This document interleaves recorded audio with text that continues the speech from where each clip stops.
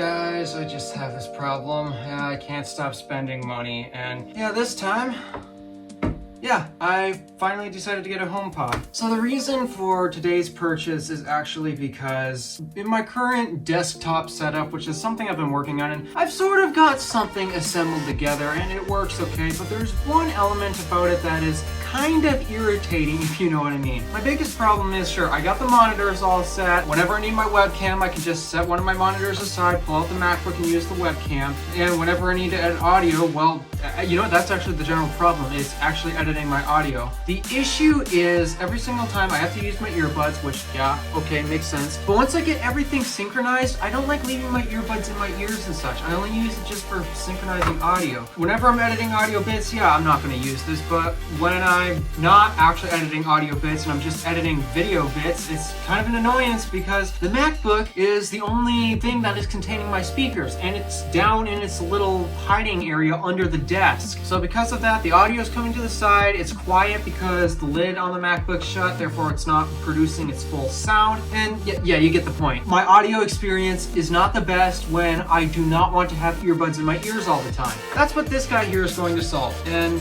once I get some more smart home stuff, when I become rich and famous one day, then it'll also become useful for that. As of now, I bought this because I literally am looking for a dedicated speaker. And sure, I've got another Bluetooth speaker lying around, which is great for portability and travel and stuff, but the issue with that is something's not working right. Something on it is not sounding right last time I used it. Yeah, that sucks. So let's try a HomePod Mini. Anywho, enough rambling. Let's get into the unboxing.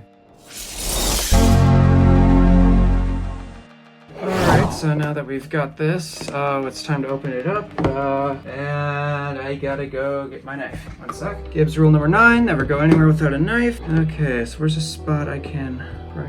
right here. Okay, so we'll lift you upside down. Alright, so in case if you guys are wondering why I got the specific color blue, it shouldn't be that conspicuous. It's because blue is my favorite color. If you take a look at a lot of the color of all my other products, like my iPhone 13 Pro Max that I just unboxed, for example, take a look at that. Yeah, it's also blue, and that's kind of a theme I have with a lot of my stuff. It's blue, so of course I get the HomePod Mini in blue. What else were you expecting? Alright, so now that that's unwrapped, jeez, I gotta empty that trash at some point. I've done so many unboxings. Here's the box itself. Now, let's pull off the top. Okay. Oh, that's cute. Oh my, whoa, that feels really nice. I mean, you're not typically supposed to hold this that often, but wow, this is really nice to hold, actually. I feel like I shouldn't even be holding this at all, but wow, that's cool. Okay, so let's set this to the side because I see some other stuff down here. What we have here? Oh, we got some documentation, little quick start guide and such. Oh, is that an Apple sticker? Yes, we got an Apple sticker. Oh, time to add that to the collection because, yep, I'm an Apple stickers collector, and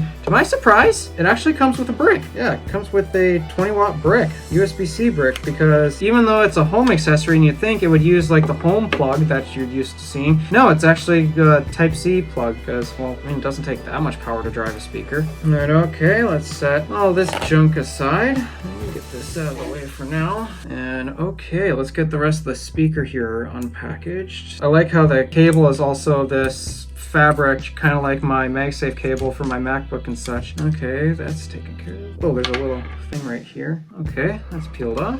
And just like that, this is what the HomePod Mini looks like. Nice long cable that will be extremely useful, so that way I can set this thing anywhere on my desk that I need to. Now, I'm not actually going to use that 20-watt brick, and it's because I'm kind of short on outlets. You know, I might actually have to get a new power strip because this ain't doing the trick what I got down here. So, okay, now that we are plugged in, now we gotta figure out how to set this thing up. Oh, okay. So we'll grab my iPhone here, and I believe a pop-up should happen. So let's give it a set to figure out what it wants to do. Ooh, that sounds really good. We'll call this... I mean, it's technically in a bedroom environment, but this is also my little office. Yeah, we'll just call this the office HomePod. Recognize my voice, yes. Use personal request. This is my HomePod, and I am the only Apple user in this household. Alright. Okay. Okay, this thing's cool. I'm already liking the sound quality. Jeez, that sounds good. And I can place this like in the center between my two monitors. Oh, I can't wait to hear how this thing sounds when I'm editing stuff. So come on, iPhone, finish setting up my HomePod. And can I just say that that blue color is looking really nice. I know it's a bit dark in here at the moment, but just wow. Where's that 10R? Let's see if I can add an extra light to it. I'm Siri. Welcome to HomePod. You can't tell, but I'm waving. To get my attention, say, "Hey Siri, let's get started." Say, "Hey Siri, what can you do?" Hey, what can you do? One moment. The internet here's not the best. I can do... Okay. Alright, I guess I'll do it. Hey, turn on the lights. It looks like you haven't set up any HomeKit accessories. You can connect smart devices like lights, locks, and thermostats in the Home app. So yeah, it works. And yeah, I don't have any smart accessories, though. I think I might have to get some at some point because I'd like to automate a few things around my room, for example. All right, let me see what else we got. We got music. We're not going to start playing that because I don't want to get myself copyright striked. So, all right, there's that. News. The news absolutely sucks today, so we're not going to listen to that. On weather. Hey, what's the forecast? To get your local weather on HomePod, make sure you've installed the latest iOS update. Then, go to the Home app and turn on location services. In the meantime, what location would you like the weather for? Yeah, I guess that's not going to work because I have to do what she just asked. But okay, we appear to be set up. Let me see. Let's now go into here. Oh yeah, intercom. Though nobody else has any Apple devices, so I'm the only one who can actually use this feature. So there, I actually now have my first accessory in my smart home. Yay, that's cool. All right, so let's test out. Let's try the, what's the weather again? Hey, what's the weather? It's currently clear and 73 degrees. Temperatures are heading down from 73 degrees to 59 tonight. Yeah, this thing sounds really great. So, okay, can we get a quick audio sample? Funny as I say that, that's when my thing comes up. All right, so let me see. I don't recall if I have any music at the moment downloaded on this iPhone yet. No, I appear to not. Yeah, these are all copyright songs, so I can't. Oh, wait, hold on. This one's not. This one I can play. Hold on. Okay, so it's playing on my iPhone, so now supposedly I just have to do this. Okay, hold on. There we go.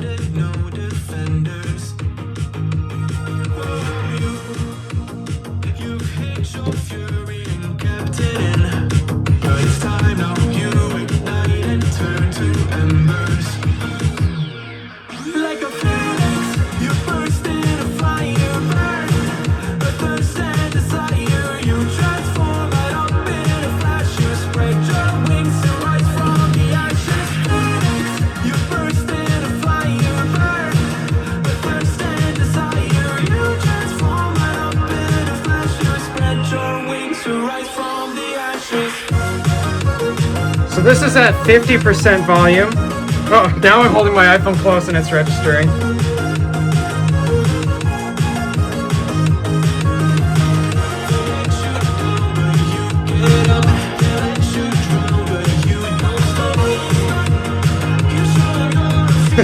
Wow, that is weird. Get ready for the first two electric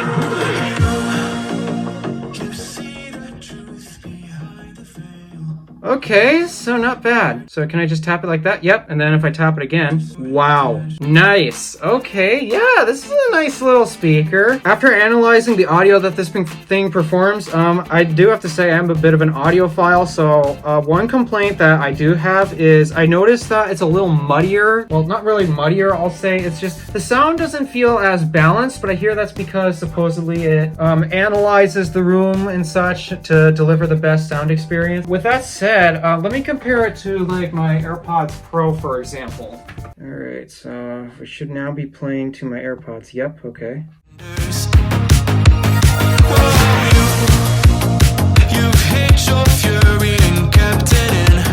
Transfer takes a while.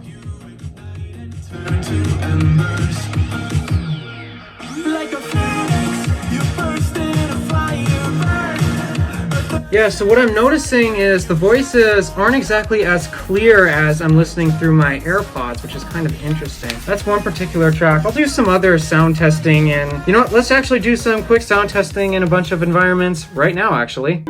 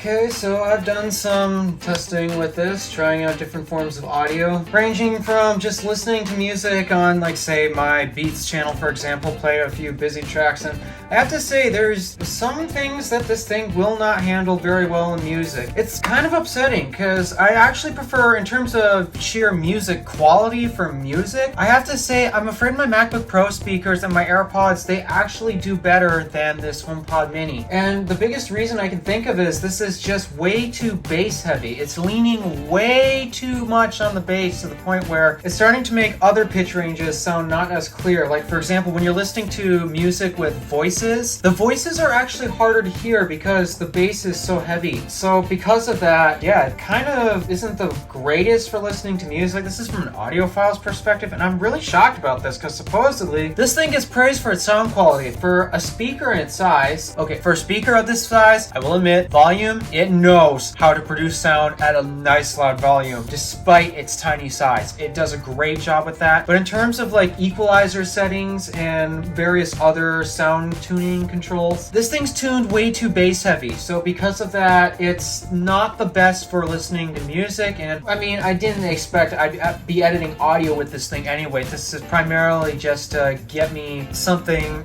decent for just not listening to earbuds and studio monitors all the time, because my ears don't like having something rested on them all the time. Be it a pair of headphones or a pair of earbuds stuck in my ears, I'd much rather not have anything in my ears and yet still be able to listen to sound. But when you're not actually listening to music, so I watched a couple videos, a few from the Tailosive Network, as well as a handful of others that don't really put a lot of music because they're not really music videos. These are just regular videos on like tech products, or I've watched an EV video as well. And I have to admit, this thing actually handles those very decently. Whenever you're not playing like many music tracks and such that just busy the entire speaker system in this thing, it actually sounds really good. I can hear everyone clearly, everyone sounds great. It's still a little bass heavy, but it's not bad. It is perfect for the intent that I actually got this. It was primarily just so that way I don't have to have earbuds in my ears all the time, but I don't have to turn the volume up so high on my laptop, which is currently sitting down there in a corner. And so the lid's closed, the speakers, yeah, they're not in the best position in order to produce the best sound possible. This thing basically remedies that. I've basically set it right here in between my monitors.